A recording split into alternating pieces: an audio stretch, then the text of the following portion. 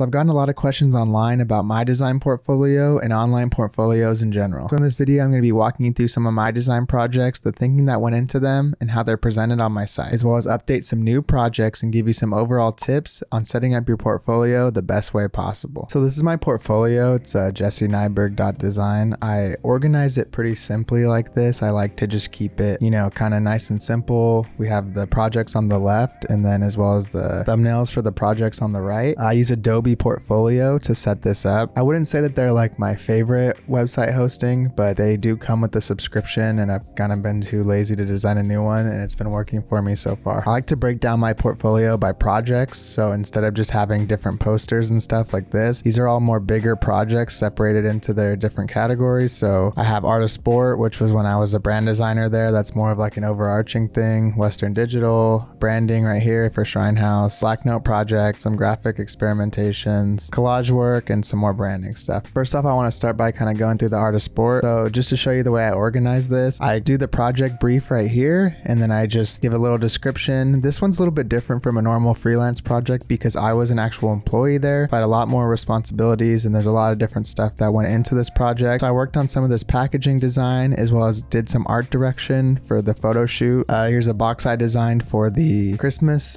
campaign thing we're doing, as well as some out-of-home campaigns and just some different lineups of different products. We designed this seating box that was like a little locker that got sent to Clutch, which was I think LeBron's sports agency. These are the concepts I designed for the women's line. This is one of the most proud things I did there. It's not like the craziest billboard or anything, but it was pretty cool to take this actual picture and put it up there. So the way I usually organize these is just different images and different little descriptors in between the areas to kind of give it some more context. I think context is really important when you're presenting your portfolio, especially employers really like that stuff. Freelance people hiring you, maybe not as important, or just other designers looking at your stuff, but employers really seem to like that and they want to know you can talk about your work. Like I said, here's some art direction we did. We shot this model in an Airbnb, some social assets, and some simple motion design and so on, as well as a little tribute thing we did for Kobe. Rest in peace.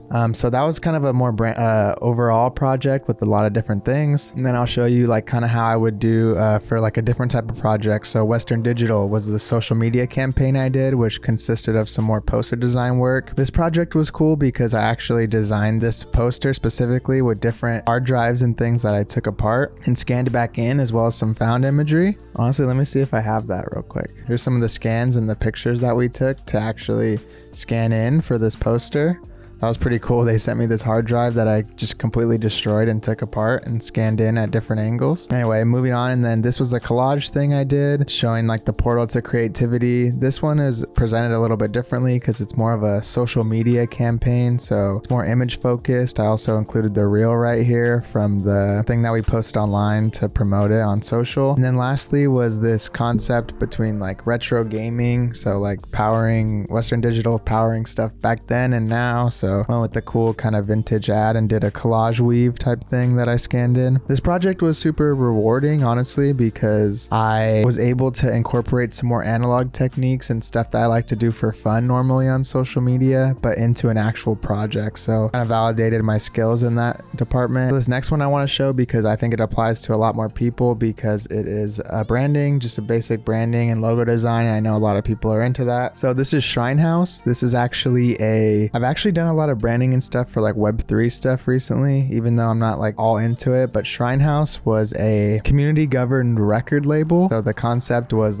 here's the central record label and it's controlled by all the people together forming one thing. So these are kind of abstract little, the community, you could say. So the branding was cool. We did Neue Haus Grotesk. I like to incorporate orange. It's my favorite color. So it was cool to be able to use it in an actual real life project. I usually just design these little pages like this in Photoshop or Illustrator and then bring them into the portfolio. So all I'm really doing is updating images and not having to design the type and stuff within the UI of Adobe Portfolio. So here's some mock-ups for the business cards. This project hasn't fully gone live yet, but some concepts I did for them for social and different things like this to kind of give Web3 and like this crypto stuff a little bit of a cooler, more organic feel. And then lastly, in terms of projects, I want to show you this project. So it's called Graphic Experimentation. And this is basically just a ongoing project that's always getting updated and replaced with new stuff. And it's all the stuff you probably know that I do on social media and things you're more familiar with me doing. And the reason I don't just have all these posters out in the open on my portfolio, I could do that, but maybe I'd want a separate site for that. But I think it's a good idea to just bulk this into one project. That way it doesn't take up all the space in your portfolio, and the different areas that you have that you want to put maybe a whole branding project or a campaign you did, get their designated areas, whereas personal work or posters or simple one-off things can all go in this experimentation folder. Here's a quick little description like I was saying, and this is just all the stuff, a lot of the stuff you would see on my Instagram or stuff I've made through the YouTube channel, all different kinds of stuff from more analog things to collage type stuff to typographic layouts, whatever. I updated this actually pretty recently, so it doesn't go too far back as some of the stuff that used to be in there, because I'm a kind of advocate for like the better the work that you start creating, you don't want to just keep filling up your portfolio. Go back in and replace it with some of the stuff that wasn't as good or maybe a little bit older. That way you're always updating it and only showing your best work. I remember my professor told me something along the lines of, whatever you put in your portfolio, make sure you're most proud of, because the odds are they're going to click on the project that you like the least, and you still want that to best represent you as a designer and be something you're proud of. So I actually need to update this with a new project, and I'm probably going to replace this Mave project because it's pretty old now and it never really got turned into fruition. So the one I'm updating is pretty similar to the Shrine House one. So what I think I'm going to do is just duplicate the Shrine House page. This project, the name's a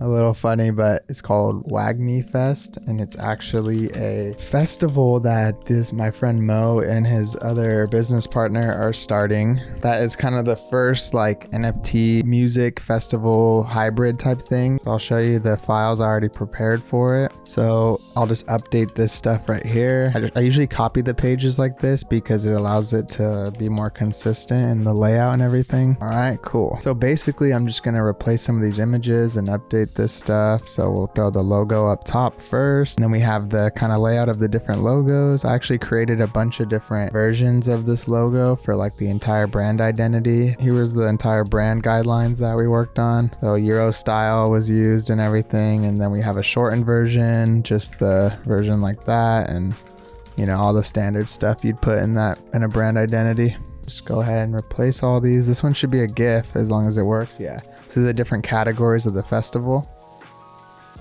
Cool. The GIF works good. All right.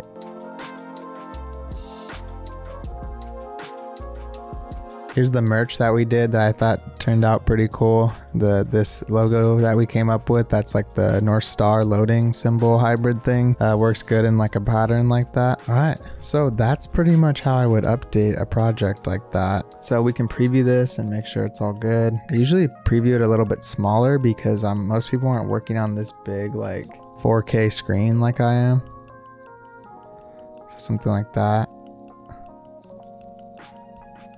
Okay, it all looks pretty good. Figure out where I want to arrange this stuff. I think I just untoggle it here so I have it, because you see like here's some old projects, you know, like this Brave Coffee, Blaze campaign I did, Yokeless was a website I worked on, bunch of old stuff. Check this out real quick. This is a book I made in college that we had to hand bind and everything. This is one of my like proud projects back in the day, but not really fitting the type of stuff I want to be doing. So that kind of shows how I organize a project, and that book project was actually a perfect segue into one of the main tips I want to give you when you're working on your portfolio is only put the type of work in it that you want to be doing. So if you are really interested in web design, put a bunch of websites, web design, work on that stuff, even if it's personal projects. If you're really into logos, same thing. If you're into poster design, album art, make that a big main component of your portfolio. It doesn't have to be everything. If there's other projects that you like that you want to include, cool. But if that's what you want to do, that should be the main focus. You know what I mean? Same as what I was saying earlier, and only update it with your best stuff. I would would say, how many do I have? 10. I have 10 projects, and that's probably pushing it. I would say maybe keep it to your best 6 to 8. I think I'm in a position now where I can have 10 because I've done a lot more like cool stuff. Back in the day, if I would have had 10, it would be filling it with kind of a lot of garbage, and I probably only had 6 projects that were good for the longest time. Another thing is for the projects that have a lot of images, for example, like the graphic experimentation one I was showing you, you want to make sure the images load fast because you don't want anyone to have any issues when they're navigating your website, especially if they have bad internet or on an old computer. I usually optimize my work to be like no more than a few megabytes each image. You should maybe even try to keep it in the 1 or below because it loads them fast. I can scroll down like this and they all load up. Before, they were all like the more high res files and they would kind of bog down and take a while to load in. And then overall, you may be thinking like this portfolio looks a little bit simple, but I like to keep my portfolio as a simple container. My professor one time and told me like, this isn't the right answer to everything, but he was like, the portfolio should just be the container and the goods inside should be what are important. You know, it's just holding the actual work. If you're a web designer or you want to show off web design skills or get into UI or do a bunch of cool animations and stuff like that, that's cool.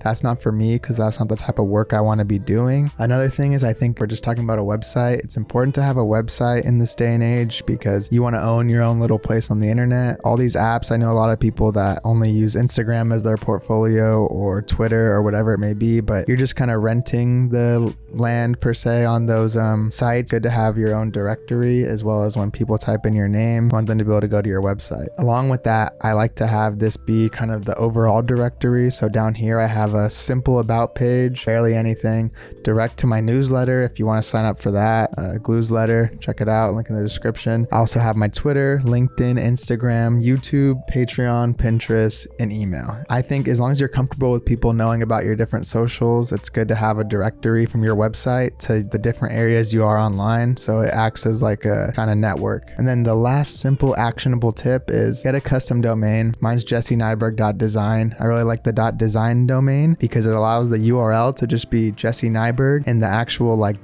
.com. So the .design explains what I do and kind of gives it context. I think it's worth it and I like it. So that's pretty much it for the portfolio. Thanks so much for watching. Hit that like button if you enjoyed the video and subscribe for more. Peace.